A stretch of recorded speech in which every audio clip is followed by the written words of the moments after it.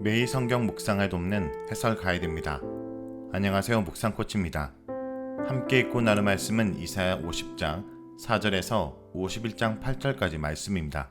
먼저 4절에서 11절 읽겠습니다.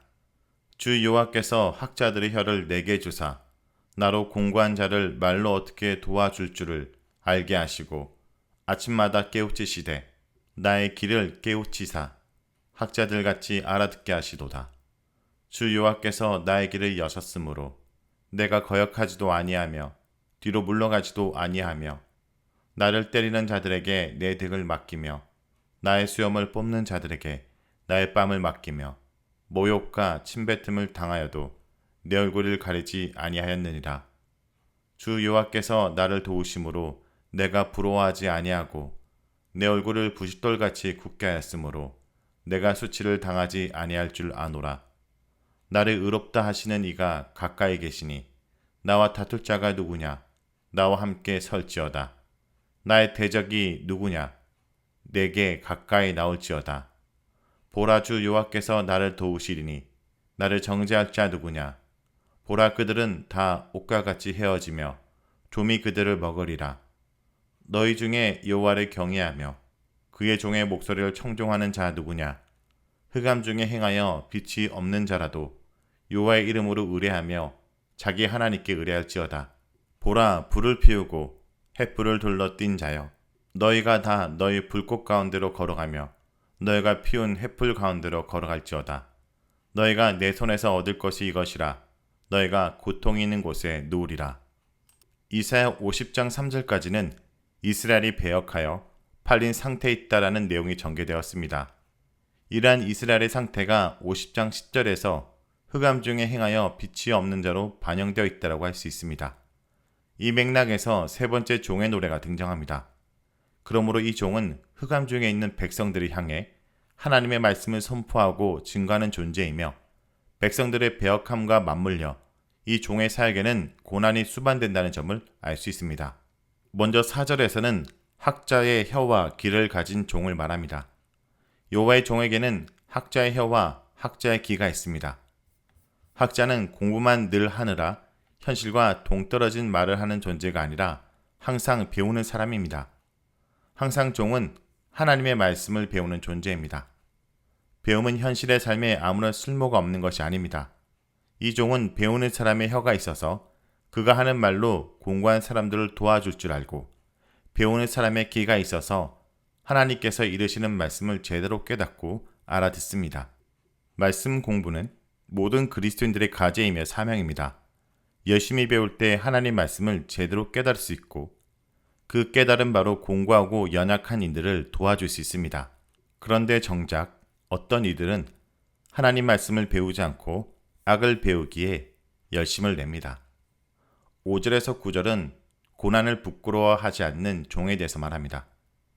항상 배우는 자로 살아가니 이 종은 그 사역에서도 담대하고 용기가 있습니다. 하나님 말씀을 깨달으면 뒤로 물러서지 않습니다.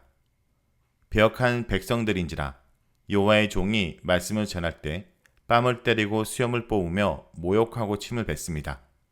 종이 전한 것은 하나님 말씀이지만 그가 받은 것은 모욕과 고난이었습니다. 상한 갈대를 꺾지 않되 헛수고 같은 사역을 하는 종에게 드디어 고난이 본격적으로 임하게 됩니다. 그 가운데서도 그는 하나님의 도우심을 경험합니다. 그런데 하나님의 도우심은 고난이 사라지는 것으로 나타나지 않습니다. 하나님의 도우심은 그의 얼굴을 부실돌같이 굳게 하는 것으로 나타납니다. 얼굴이 굳고 단단해지니 사람들이 아무리 침을 뱉고 모욕해도 부끄러움이 없이 줄기차게 자신의 사역을 감당할 수 있게 된 것입니다. 예레미야 1장 18절에 예레미야를 녹성벽으로 만드신 것도 에스겔 3장 9장에 에스겔의 이마를 금강석 같이 굳게 하신 것처럼 이 종의 얼굴을 부싯돌같이 굳게 하신 것도 같은 이유라고 할 수 있습니다. 그런데 오늘 우리는 하나님의 도우심은 고난이 사라지고 부귀영화가 임하는 것으로 이해하는 경우들이 있습니다. 그러나 이 종의 담대함은 하나님께서 그를 의롭다 하시고 하나님께서 그를 위하신다는 데서 나옵니다. 그에게 있어 하나님은 고난을 없애는 분이 아니라 모진 고난과 괴로움 속에서 그를 위하시고 의롭다 하시는 하나님이십니다. 10절에서 11절은 종의 귀를 기울이지 않는 악인들을 스스로 망하리라 라고 얘기를 합니다. 10절은 흑암 중에 있는 자라 할지라도 여호와의 종의 말에 귀를 기울이면 살 수 있고 회복될 수 있음을 보여줍니다. 11절은 경고의 말씀으로 이해해야 할 것입니다. 여호와의 종의 말에 귀를 기울여 하나님을 의뢰하지 않는 이들은 고통이 있는 곳에 눕게 될 것입니다. 11절의 악인들은 무엇보다 하나님의 이름을 의뢰하지 않는 이들입니다. 불을 피우고 횃불을 둘러띈 자라는 표현은 스스로 불을 피우고 스스로 횃불을 든 자라는 점에서 하나님 말씀에 귀를 기울이며 의뢰하기보다 자신을 내세우고 자기 방식을 고집하는 이들이라는 뜻일 수 있습니다. 48장 22절에 있는 악인과도 통합니다. 가장 큰 악은 불신과 교만의 악입니다. 완고함은 자신을 고집하며 하나님이 행하실 일에 귀를 기울이지 않는 것입니다. 이들은 자기 함정에 빠질 것입니다. 다음은 51장 1절부터 8절에 있겠습니다. 의를 따르며 여호와를 구하는 너희는 내게 들을지어다. 너희를 떠낸 방석과 너희를 파낸 우묵한 구덩이를 생각하여 보라. 너희의 조상 아브라함과 너희를 낳은 사라를 생각하여 보라. 아브라함이 혼자 있을 때 내가 그를 부르고 그에게 복을 주어 창성하게 하였느니라. 나 여호와가 시온의 모든 황폐한 곳들을 위로하여 그 사막을 에덴 같게 그 강야를 여호와의 동산 같게 하였나니 그 가운데 기뻐함과 즐거움과 감사함과 창하하는 소리가 있느니라. 내 백성이여 내게 주의하라. 내 나라여 내게 귀를 기울이라. 이는 율법이 내게서부터 나갈 것임이라. 내가 내 공의를 만민의 빛으로 세우리라.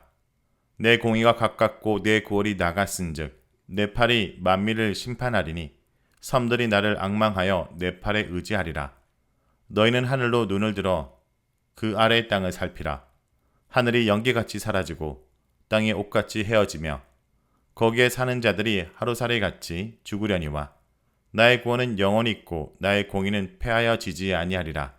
의를 아는 자들아, 마음에 내 율법이 있는 백성들아, 너희는 내게 듣고 그들의 비방을 두려워하지 말라. 그들의 비방에 놀라지 말라. 옷같이 좀이 그들을 먹을 것이며 양털같이 좀벌레가 그들을 먹을 것이나 나의 공의는 영원히 있겠고 나의 구원은 세세에 미치리라. 51장 1절부터 3절은 혼자 있을 때 부르셔서 풍성하게 하신 하나님을 말합니다. 1절에서 떠낸 반석이나 우묵한 구덩이는 모든 이스라엘의 처음 상태가 아주 좋지 못하였음을 의미합니다. 이스라엘은 단단하고 굳은 반석의 일부입니다. 그러나 하나님께서는 이스라엘을 반석에서 캐내셨고 떠내셨습니다. 떠낸 돌로 건물을 짓듯이 불러낸 이스라엘도 하나님의 건물을 이루게 하셨습니다. 그렇게 떠낸 돌은 아브라함을 상징합니다. 2절에서는 아브라함의 처음 상태를 일러 혼자 있을 때라고 표현합니다. 여기서 혼자라는 것은 그가 하나님으로부터 떨어져 있다라는 것이라기보다는 그가 하나님의 역사가 시작되는 출발점이 되었다는 의미일 수 있습니다. 아브라함 한 사람으로부터 이스라엘의 놀라운 역사가 시작되었습니다. 그러므로 이스라엘이 떠낸 반석과 우묵한 구덩이를 기억하고 혼자 있던 아브라함을 기억한다는 것은 매우 작고 초라하며 미약한 자신들의 과거를 기억하는 것이 됩니다. 하나님께서는 아브라함을 통해 이스라엘을 이루셨으니 이제도 하나님께서 시온의 모든 황폐한 곳들을 에덴과 여호와의 동산 같게 변화시킬 것입니다. 변화의 원천은 이스라엘에게 있지 않습니다. 오늘의 우리 역시 우리의 처음을 기억하는 것이 필요합니다. 우리 교회가 이만큼 커지고 풍성해졌으나 우리의 시작은 반석의 일부였음을 기억해야 됩니다. 원래 아무것도 없었는데 처음부터 우리 것인 것처럼 간직하고 지키는데 급급하다 보면 교회 본질과 복음의 본질을 잃어버리기 쉽습니다. 처음에 우리는 혼자 있었고 처음에 우리는 반석과 우묵한 구덩이로 대표되는 존재였음을 언제나 기억해야 됩니다. 4절에서 5절은 하나님의 팔로 심판하리라 라고 얘기를 합니다. 개역 개정판이 정의와 공의로 번역하는 미시파트와 ጼ데카는 이사야 1장부터 39장에서 매우 중요한 역할을 차지하지만 40장에서 55장에서는 거의 찾아볼 수 없습니다. 그런 점에서 4절과 5절의 이 단어가 나란히 놓여 있는 것은 특이하고 중요합니다. 4절에서 미시파트는 하나님의 율법과 연결되어 있습니다. 이것은 이사야 2장 2절에서 5절과 연결되는데 여기에서도 시온에서 나오는 여호와의 율법에 따라 여호와께서 열방을 재판한다고 되어 있습니다. 그리고 51장 5절에서도 여호와께서 만민을 재판하신다고 선언됩니다. 이를 보건대 51장 4절에서 5절 여호와께서 온 열방을 그의 율법에 근거한 정의와 공의에 따라 재판하신 날을 선언하고 있다고 할 수 있습니다. 이 장에서도 여호와의 재판으로 인해 열방이 하나님께 나오며 칼과 창이 보습과 낫으로 바뀌게 될 것이 선포되었고 51장에서도 여호와의 재판으로 인해 열방이 하나님을 기다리게 된다는 점에서 비전이 선포되고 있음을 알 수 있습니다.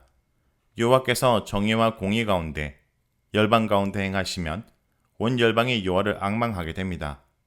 여호와께서 시온을 회복하신다는 것은 시온만의 배타적인 회복이 아니라 온 열방의 회복이며 온 세상 가운데 임하는 평화로 나타납니다.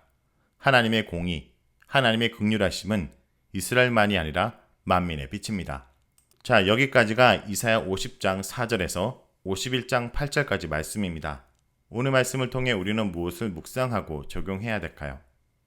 하나님의 종은 세상과 다르게 듣고 보는 자입니다.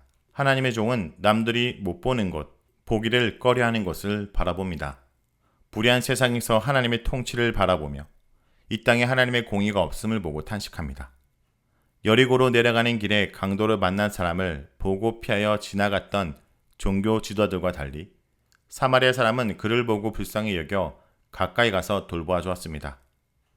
교회가 세상보다 먼저 해야 할 일을 하지 않기에 세상으로부터 비난을 듣고 있는 것은 아닐까요? 하나님의 종은 눈을 떠야 됩니다. 성도 여러분, 황폐한 땅, 공의가 사라진 땅에서 하나님 나라를 바라보며 이 땅이 여호와의 동산이 될 것을 오늘도 믿음의 눈으로 바라보는 주의 종들이 되길 간절히 기도드립니다.